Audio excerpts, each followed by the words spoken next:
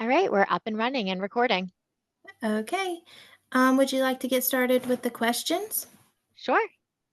All right. The first question would be, what inspired you to write Mia and the Magical Butterfly? So what inspired me to write Mia and the Magical Butterfly is my dad.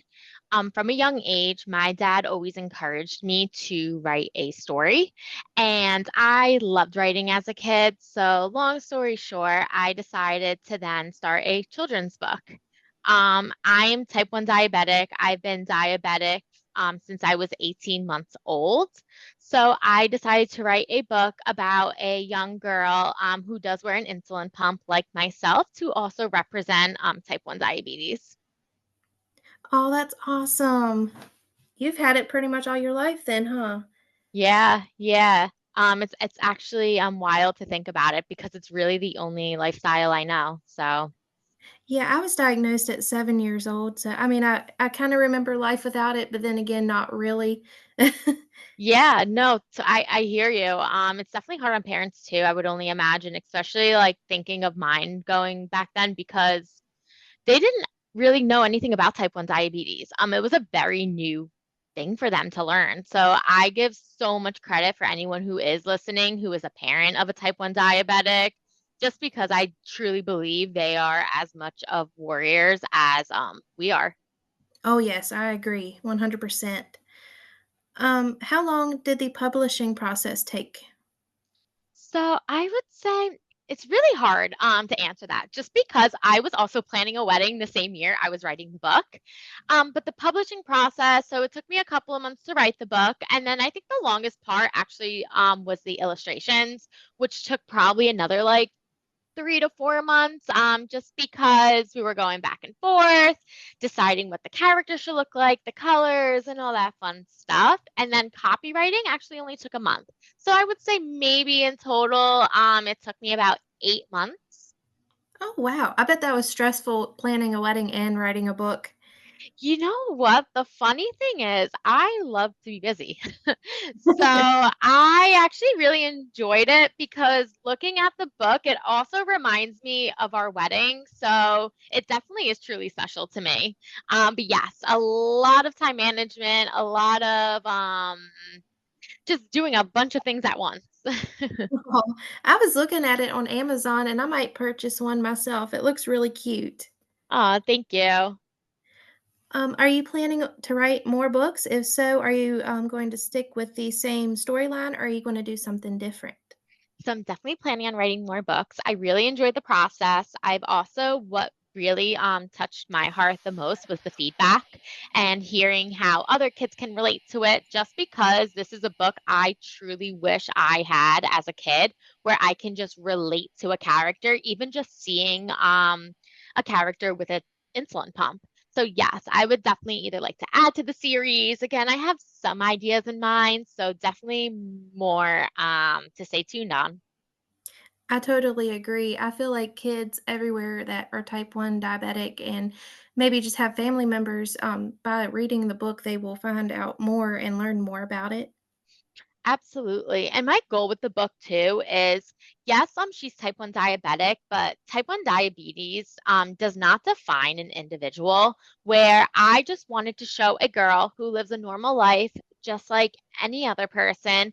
The only difference is they are wearing an insulin pump and they do have type 1 diabetes. So they just have that added struggle along with any other struggles that we do deal with internally, which it does talk a lot about that in the book too. Oh, I love that. I agree so much with that. It doesn't define us. We just live with it and go on. Yeah, absolutely. Yeah. What is your favorite quote out of the book? That's a good question.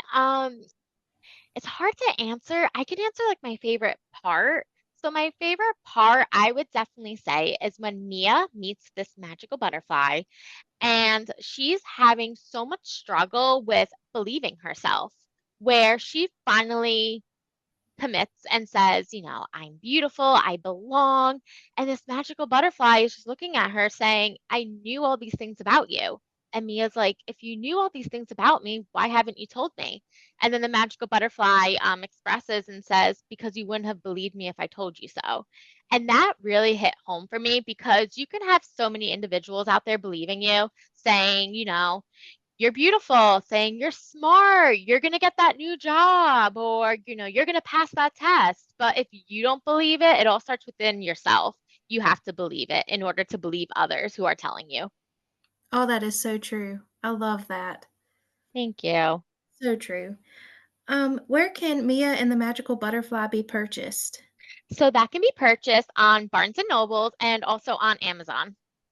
Oh, okay, cool. What do you hope the readers take away from this book and why? I would hope that everyone can find their own individualities because we are all different.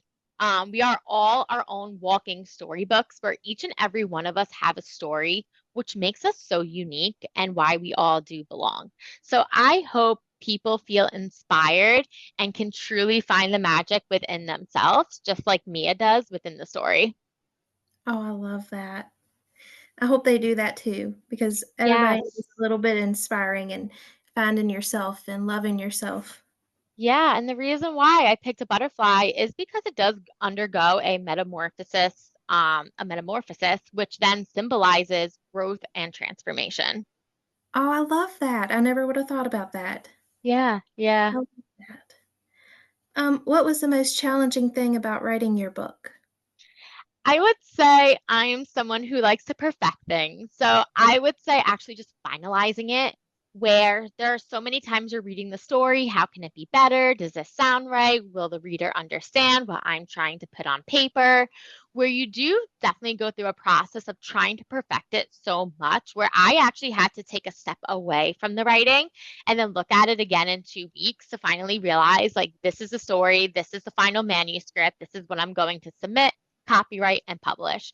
So I would say, at least for me, that was the hardest part where you can always feel like it could be better and better and better, where to a point that you just have to accept it. And this is the best version of the story and just truly believe in what you are writing and that it will get in the hands of readers and people would enjoy it. However, of course, there's always going to be feedback where maybe somebody doesn't like it or this or that, but I think that just all comes with the publishing process of if you truly believe in the story, that's all, in my opinion, what matters most.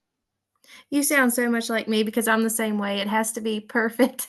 Yeah, yeah. And you keep on reading it, and then you're like, does this quote make sense? Or, did I put a comma in the right area for the grammar? And just all that kind of stuff where you just want to perfect it so much. And you just have to start. There's really no perfect time when it comes to publishing or really anything else that you are trying to accomplish in life. The best time to do something is now. There's really no perfect time. So, that's when I decided, you know what? I love the book. I'm excited. This is the final book, and I'm excited to publish it. Well, I'm excited for you. Thank you. What was the most rewarding thing about writing your book? I would say the feedback. I really enjoyed hearing, especially other kids living with type 1 diabetes, being able to relate to Mia. Just like how I mentioned it before, I really wished for a book like this as a kid where I can just relate to a character. Never mind really the educational aspect. For me, it was just seeing a main character who I can relate to, just wearing an insulin pump or maybe testing their blood sugars or doing something I typically would have to do as a kid where I wouldn't see my peers doing. So I just really hoped it inspired somebody. And then hearing the feedback was definitely my favorite part by far. I know as a kid, it would, mean so much to me when I would see another diabetic out in town or something like that and be like, "Oh, I'm not alone." It just means so Yes. much to me. Yes, I agree. Or even now as an adult, I'm like, oh my gosh, you have Yes. diabetes too? It's like you just like instantly connect with someone. It's absolutely amazing how that it's like it's an incredible feeling. It's so hard for me to explain though. It's like, wow, they get it, you know? I feel like you don't fully understand the disease unless you have it. It was like yesterday at the fair, I seen a girl with the Omnipod 5 and the Dexcom G6, and I was like, "Oh, that's my twin." Yeah, yeah, absolutely. It's so true. Do you hope to teach kids about type 1 diabetes with your book? Absolutely. And also spread awareness, where I think it's so important to not only learn about type 1 diabetes, but also know the symptoms as well, where you do want to catch it on early. So that is something I do share towards the end of the story is a fact sheet just about type 1 diabetes, where kids can bring it to school, share it with their teachers. So in this way, there is that educational aspect where I really do want people to understand the symptoms. So if you are experiencing those symptoms, especially as a kid, you're able to feel comfortable and ask for help and guidance, whether that's a teacher, a doctor, a parent, or an adult that you trust. Oh, I love that. I agree so much with Yeah. that, just spreading the word, spreading the symptoms, letting it be known. hmm As a type 1 diabetic, could you tell me a little bit about your type 1 diabetes story? Sure. So I was diagnosed at the age of 18 months old, and my mom knew something was going on. She says I was lethargic, I would always be sleeping, crying, that just something just did not feel right. I was also her first child, so I am the eldest of three, and she took me to the doctor. And at that time, the doctor told her that she was a paranoid parent and that I was teething. Oh my. She didn't take that as an answer. She just felt there was something else wrong. There's something going on. That's when she later took me to the emergency room and found out that I was type 1 diabetic. Oh my goodness. Yeah, yeah, That is scary. yeah, it really is. And I think that's why it is so important to spread awareness. Yes, most definitely. Yeah. Do you have any other things to add or any questions for me?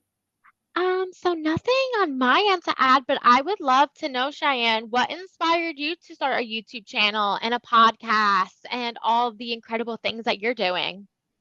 I noticed that I just felt the need to have community with the type 1 diabetics, and I just felt the YouTube channel and the Instagram and the podcast would help bring in that community and help others feel not so alone and just give other people, that sense of friendship and that they weren't alone. Yeah, no, that is beautiful. I definitely felt that on social media.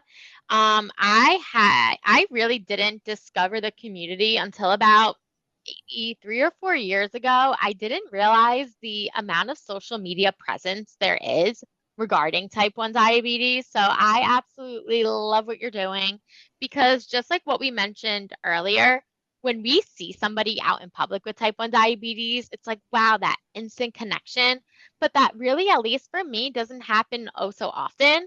So going onto social media and seeing others, whether they're doing an insulin pump change, testing their blood sugar, showing off their Dexcom, there's definitely that instant connection. So that's a beautiful thing that you're doing.